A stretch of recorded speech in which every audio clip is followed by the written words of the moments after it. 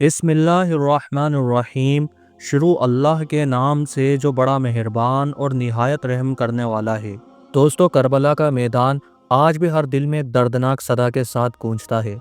हज़रत इमाम हुसैन रज़ी अल्लाह ताला अन्हु, जो रसूलुल्लाह सल्लल्लाहु अलैहि वसल्लम के प्यारे नवासे थे, उनके घराने का चिराग थे और इस्लाम के हकीकी रूह के अलम बरदार थे। उनका कत्ल सिर्फ एक शख्स का कत्ल नहीं था, ये इंसानियत, हक और इंसाफ के खिलाफ एक ऐसा जुल्म था जिसने पूरी कायनात को लर्जा दिया। करबला का गम आज भी उतना ही ताज़ा है जितना 1400 साल पहले था। लेकिन क्या आपको मालूम है कि जिस कदर करबला के मैदान में इमाम हुसैन रज़ी अल्लाह ताला अन्हु और उनके 72 साथियों के साथ जुल्म हुआ, उस जुल्म का अंजाम भी उतना ही दर्दनाक था। क्या आप जानते हैं कि उस जालिमों को, जिसके हाथों इमाम हुसैन रज़ी अल्लाह ताला अन्हु और उनके घराने का खून बहाया गया, अल्लाह के इंसाफ ने दुनिया में ही कैसे दर्दनाक सज़ा दी? आज हम आपको वो हकीकत बताएंगे जो ना सिर्फ आपके दिल को हिला देगी, बल्कि आपको अल्लाह के इंसाफ और उसके निज़ाम की कुदरत का भी यकीन दिला देगी। तो चलिए, आइए करबला के इस जुल्म और उसके अंजाम की कहानी को एक एक करके समझते हैं। करबला का वाक़या 10 मुहर्रम 61 हिजरी 680 ईस्वी को पेश आया, जब यजीद इब्न मुआविया, जो उमय्यद खिलाफत का खलीफा था, उसने अपने जुल्म और बेइंसाफ़ी का निज़ाम कायम किया। हज़रत इमाम हुसैन, जो रसूलुल्लाह सल्लल्लाहु अलैहि वसल्लम के घराने से थे और उनके अहकाम इस्लाम के हकीकी वारिस थे, उन्होंने यजीद के इस जुल्म के ख़िलाफ़ आवाज़ उठाई। यजीद का हुक्म था कि इमाम हुसैन उसकी बैत कबूल करें, लेकिन इमाम हुसैन ने फरमाया, मैं यजीद जैसा जालिम और शराबी शख्स की बैत कभी नहीं करूँगा, क्योंकि ये इस्लाम के ख़िलाफ़ है। उन्होंने अपने छोटे से काफ़िले के साथ, जिसमें उनके घराने के मर्द, औरतें और बच्चे शामिल थे, कूफा की तरफ सफ़र किया, क्योंकि वहाँ के लोगों ने उन्हें दावत दी थी कि वो उनकी रहनुमाई करें। मगर कूफा के लोगों ने धोखा दिया और यजीद के गवर्नर इब्न ज़ियाद के दबाव में आकर इमाम हुसैन का साथ छोड़ दिया। करबला के मैदान में दजला नदी के किनारे इमाम हुसैन और उनके 72 साथियों को घेर लिया गया। 3 दिन तक उन्हें और उनके छोटे छोटे बच्चों तक को पानी नहीं दिया गया। 10 मुहर्रम को जब यजीद की फ़ौज ने उन पर हमला किया, तो एक एक करके इमाम हुसैन रज़ी अल्लाह ताला अन्हु के साथियों ने अपनी जान दी। आखिर में खुद इमाम हुसैन ने अपने हाथों में अपने 6 महीने के बेटे हज़रत अली असगर को उठाया और पानी के लिए गुजारिश की, लेकिन जालिमों ने उस मासूम के गले पर तीर मार दिया। इमाम हुसैन खुद भी शहीद हुए और उनका सर मुबारक काट कर नेज़े पर चढ़ाया गया। ये जुल्म इंसानियत की तारीख का सबसे बड़ा सितम था। लेकिन दोस्तों, अल्लाह का इंसाफ कभी चुप नहीं रहता। कुरान में अल्लाह फरमाता है, और जो लोग जुल्म करते हैं उनका अंजाम कैसा बुरा होगा। आइए अब जानते हैं कि इमाम हुसैन के कातिलों का अंजाम कैसे हुआ और किस तरह अल्लाह के इंसाफ ने उन्हें दुनिया में ही सज़ा दी। उमर इब्न साद वो शख्स था जिसने यजीद के हुक्म पर करबला में फ़ौज की क़ियादत की। ये वो बदनसीब था जिसने दुनिया के लालच में अपनी आखिरत बेच दी। उमर इब्न साद को यजीद ने वादा किया था कि अगर वो इमाम हुसैन रज़ी अल्लाह ताला अन्हु के ख़िलाफ़ जंग करेगा तो उसे रे की गवर्नर बनाया जाएगा। लेकिन उसने अपने ईमान को ठोकर मारी और करबला में इमाम हुसैन के कत्ल का जिम्मेदार बना।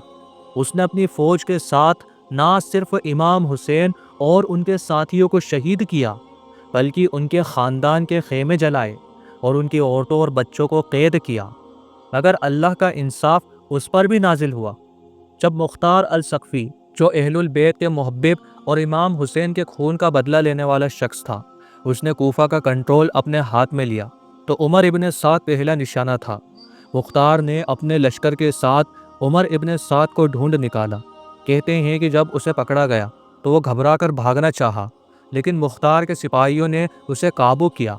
उमर इब्न साद का सर काट दिया गया और उसकी लाश को इतना ज़ख्म दिया गया कि वो टुकड़े टुकड़े हो गई। लोगों ने उसकी लाश पर थूका और उस पर लानत भेजी। उसके बेटे हफ्स इब्न उमर को भी कत्ल किया गया ताकि उसका ख़ानदान भी इस सज़ा से ना बच सके। कहते हैं कि उमर इब्न साद के मरने से पहले उस पर इतना दर्द और अज़ाब आया कि वो हर सांस के साथ चीखता था और कहता था, मुझे माफ़ कर दो, मैंने गलती की। मगर उसकी चीखें सुनने वाला कोई नहीं था। اللہ کا انصاف اس پر ایسے نازل ہوا کہ دنیا میں ہی اس کا انجام سبق بن گیا۔ شمر ابن ذی الجوشن کربلا کے میدان کا سب سے نفرت کا پاتر ہے۔ یہ وہ شخص تھا جس نے نہ صرف امام حسین کے قتل میں حصہ لیا بلکہ ان کا سر مبارک کاٹ کر نیزے پر چڑھایا۔ شمر ایک ایسا ظالم تھا جو یزید کا وفادار تھا اور اس نے کربلا میں ہر حد پار کی۔ اس نے نہ صرف امام حسین کے ساتھ جنگ کی بلکہ ان کے خاندان کے خیموں کو بھی آگ لگائی اور ان کی عورتوں اور بچوں پر ظلم کیے۔ شمر کا نام آج بھی اہل البیت کے محبوں کے دلوں میں نفرت کا سبب ہے، لیکن اللہ کے عدل نے اس پر بھی اپنا فیصلہ سنایا۔ جب مختار الثقفی نے کوفہ میں اپنا قبضہ قائم کیا تو شمر کو ڈھونڈ نکالا گیا۔ کہتے ہیں کہ شمر بھاگتا رہا لیکن مختار کے سپاہیوں نے اسے پکڑ لیا۔ اسے زنجیروں میں جکڑ کر مختار کے سامنے لایا گیا۔ مختار نے حکم دیا کہ شمر کو ایسی سزا دی جائے کہ دنیا یاد رکھے۔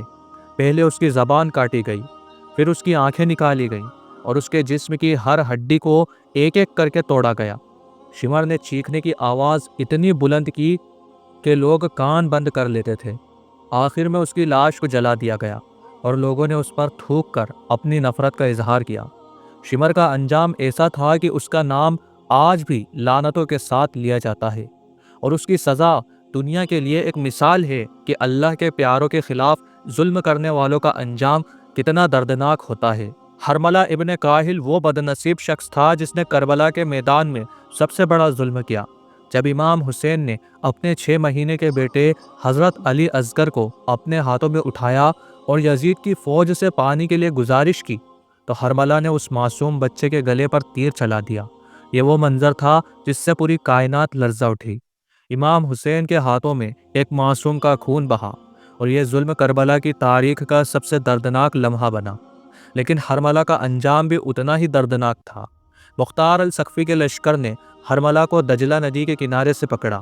کہتے ہیں کہ جب اسے پکڑا گیا تو وہ اپنی جان کی بھیک مانگ رہا تھا، لیکن مختار نے کہا، جس نے معصوم علی اصغر پر تیر چلایا اس کے لیے کوئی معافی نہیں۔ حرملہ کو پہلے اس کی زبان کاٹ کر سزا دی گئی تاکہ وہ اپنے گناہ کا اظہار نہ کر سکے، پھر اس کی آنکھیں نکالی گئیں تاکہ وہ اس درد کو محسوس کرے جو اس نے امام حسین کے دل پر ڈالا۔ آخر میں اسے زندہ جلا دیا گیا اور اس کے چیخنے کی آواز سے سب لرز گئے۔ حرملہ کا انجام ایسا تھا کہ لوگ آج بھی اس کے نام پر تھوکتے ہیں، اور اس کی سزا اللہ کے انصاف کی مثال ہے۔ عبید اللہ ابن زیاد کوفہ کا گورنر وہ شخص تھا جس نے یزید کے حکم پر کربلا کے واقعات کو انجام دیا۔ ابن زیاد نے نہ صرف امام حسین کے قتل کا حکم دیا بلکہ کوفہ کے لوگوں کو دھمکیاں دے کر انہیں امام حسین کا ساتھ دینے سے روکا۔ یہ وہ شخص تھا جس نے امام حسین کے خاندان کو قید کروایا اور ان کے سروں کو نیزوں پر چڑھا کر ملک شام کے دربار میں بھیجا۔ ابن زیاد کا ظلم اتنا بڑا تھا کہ اس کا نام کربلا کے ہر غم کے ساتھ جڑا ہے، لیکن اللہ کا انصاف اس تک بھی پہنچا۔ جب مختار الثقفی نے کوفہ پر قبضہ کیا تو ابن زیاد اس کا سب سے بڑا نشانہ تھا۔ مختار نے اپنے لشکر کے ساتھ ابن زیاد کو ڈھونڈ نکالا۔ کہتے ہیں کہ ابن زیاد ایک جنگ میں مختار کے لشکر سے لڑا لیکن وہ ہار گیا۔ مختار کے سپاہیوں نے اس کا سر کاٹ دیا اور اس کا سر کوفہ کے بازاروں میں جلوس کے ساتھ گھمایا گیا۔ لوگوں نے کہا، یہ ہے اس شخص کا سر جس نے رسول اللہ صلی اللہ علیہ وسلم کے گھرانے کا خون بہایا۔ ابن زیاد کا انجام اتنا دردناک تھا کہ اس کا نام آج بھی لعنتوں کے ساتھ یاد کیا جاتا ہے۔ اس کے بعد اس کے خاندان کو بھی کوئی عزت نہیں ملی اور وہ دنیا کے لیے ایک مثال بن گیا کہ ظلم کا انجام کیا ہوتا ہے۔ یزید ابن معاویہ وہ شخص تھا جس نے کربلا کے ظلم کا پورا نظام بنایا، یعنی کہ پورا پلان کیا۔ اس نے اپنے حکم سے نہ صرف امام حسین کے قتل کا فیصلہ کیا بلکہ اسلام کے اصولوں کو پامال کیا۔ یزید ایک ایسا خلیفہ تھا جو شراب اور نفس پرستی میں ڈوبا ہوا تھا، اور اس نے رسول اللہ صلی اللہ علیہ وسلم کے گھرانے کے خلاف ظلم کی ہر حد پار کر دی۔ کربلا کے بعد یزید نے امام حسین کے خاندان کو قید کروایا اور انہیں شام کے دربار میں ذلیل کیا، لیکن اللہ کا انصاف یزید پر بھی نازل ہوا۔ یزید کی حکومت صرف 3 سال چلی اور اس دوران اس پر مصیبتوں کا پہاڑ ٹوٹ پڑا۔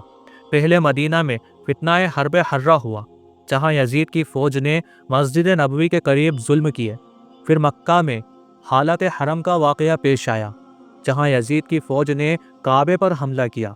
آخر میں یزید خود ایسی بیماری میں مبتلا ہوا کہ اس کا چہرہ کالا پڑ گیا اور اس کا جسم درد سے لرزنے لگا۔ کہتے ہیں کہ اس کی موت اتنی دردناک تھی کہ لوگ اس کے جنازے سے بھی دور بھاگے۔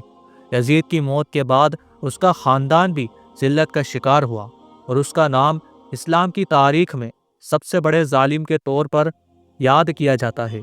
یزید کا انجام اللہ کے انصاف کی ایک اور مثال ہے کہ وہ اپنے پیاروں کے خلاف ظلم کرنے والوں کو کبھی نہیں بخشتا۔ دوستو، مختار الثقفی ایک ایسا نام ہے جسے اللہ نے امام حسین کے قاتلوں کے خلاف انصاف کے لیے چنا۔ مختار وہ شخص تھا جو اہل البیت سے گہری محبت رکھتا تھا اور کربلا کے ظلم کا بدلہ لینے کا وعدہ کیا تھا۔